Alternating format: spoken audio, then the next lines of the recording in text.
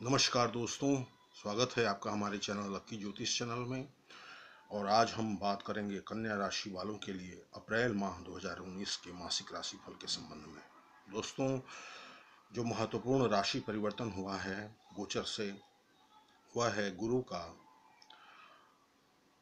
30 मार्च 2019 को वृश्चिक राशि से धनु राशि में अतिचारी होकर गुरु का गोचर हुआ है, जहां चतुर्थ भाव में कन्या राशि वालों के गुरुदेव बृहस्पति शनि और केतु के साथ युति बनाएंगे। मंगल 22 मार्च को वृषभ राशि में यानी कि नवम भाव में गोचर कर चुके हैं। शुक्र 15 मार्च तक कुंभ राशि में छठे भाव में गोचर करेंगे और तत्पश्चात उच्च के होकर सप्तम भाव में मीन राशि में गोचर करेंगे और मासांत तक उसी में गोचर करेंगे। सूर्य मीन राशि में 15 मार्च तक और 15 मार्च के पश्चात उच्च के होकर अष्टम भाव में मेष राशि में गोचर करेंगे। राहु मिथुन राशि में और केतु धनु राशि में गोचर कर रहे हैं। तो इस तरह से ग्रह गोचर की जो स्थिति बन रही है उसके मुताबिक स्वास्थ्य और मान सम्मान, ख्याति, यश के संबंध में देखें तो दोस्तों, लग्नेश और राशिश बुध छठे भाव में 12 अप्रैल तक गोचर कर रहे हैं वक्री अवस्था में। तो स्वास्थ्य कुछ गिरावट की स्थिति रहेगी। स्वास्थ्य में मिला जुला रहने वाला है। नस से संबंधित कुछ बीमारी हो सकती है। त्वचा से संबंधित कुछ विकार उत्पन्न हो सकते हैं। वाणी में कुछ दोष के कारण काम आपके जो बन रहे हैं वो बिगड़ सकते हैं 12 अप्रैल से पहले।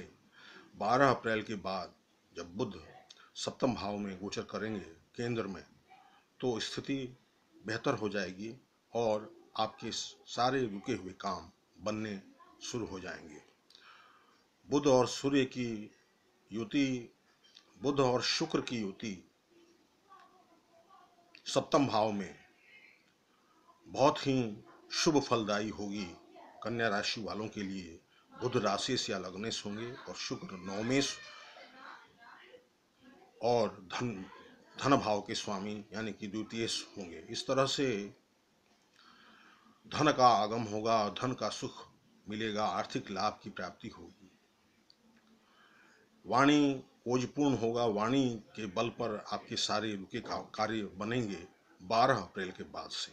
12 अप्रैल के पहले आत्मविश्वास में भी कुछ कमी रह सकती है, आत्मबल में कमी आ सकती है, मान सम्मान को ठेस पहुंचने की स्थिति पैदा हो सकती है। शनि की दशम दृष्टि भी राशि या लग्न पर पड़ रही है।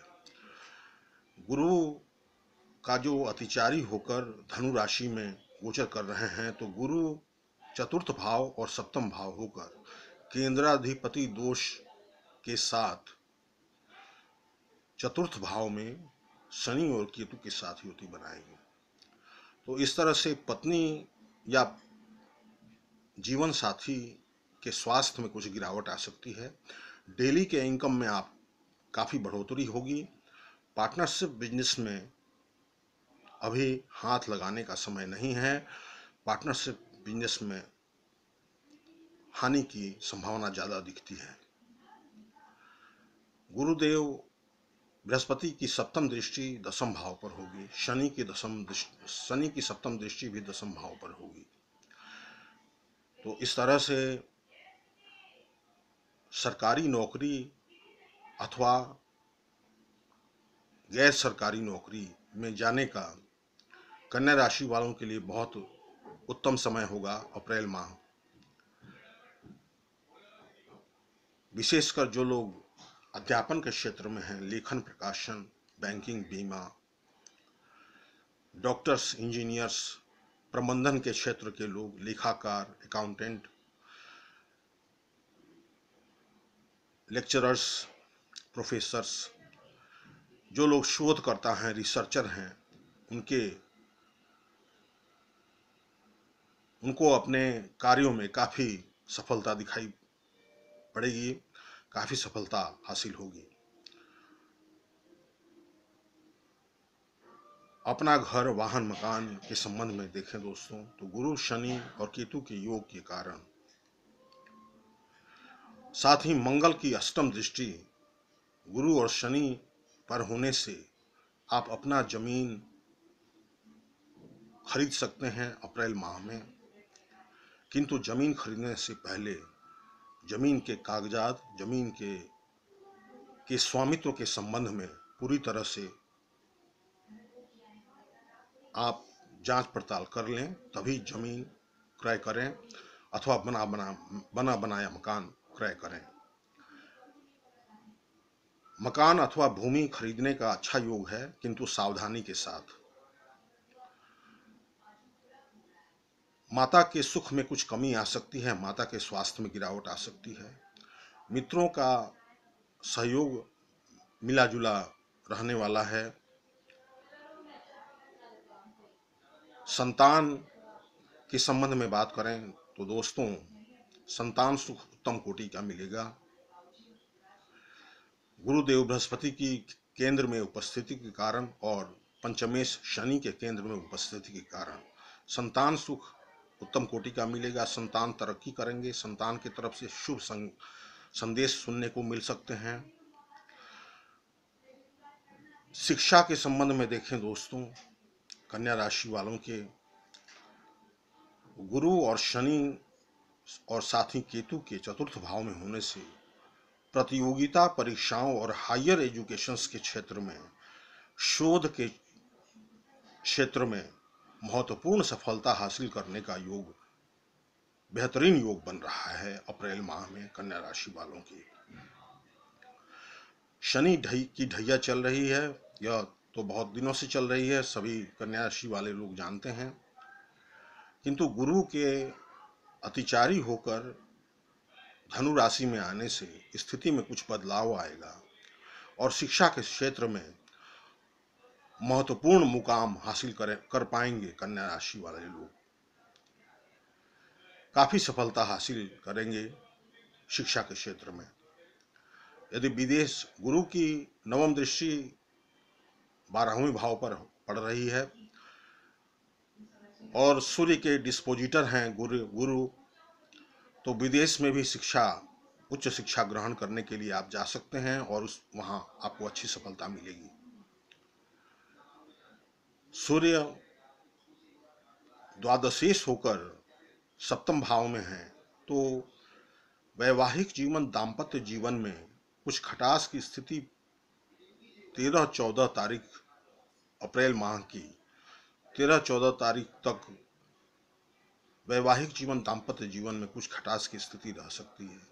किंतु 15 मार्च के पश्चात मासांत तक शुक्र की उच्च की स्थिति सप्तम भाव में बनने से वैवाहिक जीवन, दाम्पत्य जीवन अत्यंत सुखद बनेगा और ढेर सारे अनेक प्रकार के भौतिक सुख साधनों का उपभोग करने का कन्या राशि वालों को अवसर मिलेगा।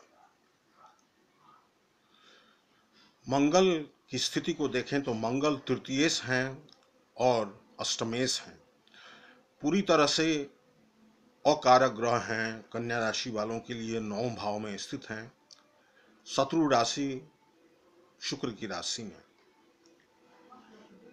तो पिता का नुकसान हो सकता है, पिता को कष्ट हो सकता है, पिता के स्वास्थ्य में गिरावट आ सकती है, पिता से अनबन हो सकती है, धर्म के प्रति अरुचि पैदा हो सकती है। मंगल त्रिकोण में जब स्थित होते हैं तो क्षीण बली हो जाते हैं, मतलब उनके वो कमजोर हो जाते हैं। अतः अकारक प्रभाव जो है मंगल का वह उतना ज्यादा नहीं होगा। मंगल की चतुर्थ दृष्टि 12वें भाव पर होगी और सप्तम दृष्टि अपनी राशि वृश्चिक राशि में तृतीय स्थान में, यानी कि छोटे भाई बहनों के घर में और छोटी मोटी यात्राओं के घर पर होगी। अष्टम दृष्टि गुरु और शनि तथा केतु के ऊपर होगी, धनु राशि के ऊपर। तो मंगल के कारण अपना घर, वाहन, मकान, जमीन जायदाद खरीदने के मामले में अच्छे अवसर मिलेंगे। अब छोटे भाई बहनों का सहयोग मिलेगा। साहस, वीरता, उत्साह, धीरज और कड़े परिश्रम की क्षमता आएगी कन्या राशि वालों के जीवन में। किंतु पिता के स्वास्थ्य के प्रति सावधानी बरतनी होगी।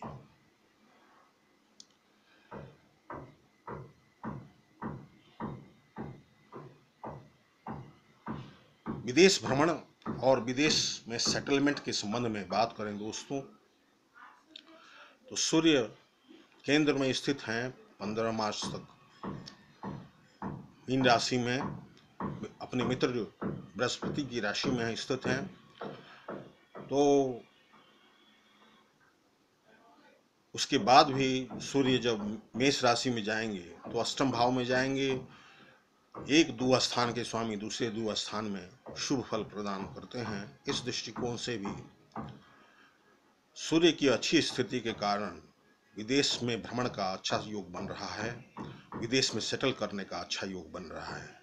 विदेश में यदि कोई आपका नौकरी है, व्यापार है, एक्सपोर्ट इंपोर्ट का बिजनेस है, तो उसमें आपको सफलता मिलने का योग बनता है अप्रैल माह में। रोग व्याधि शत्रु के संबंध में बात करें तो शनि के चतुर्थ भाव में स्थिति के कारण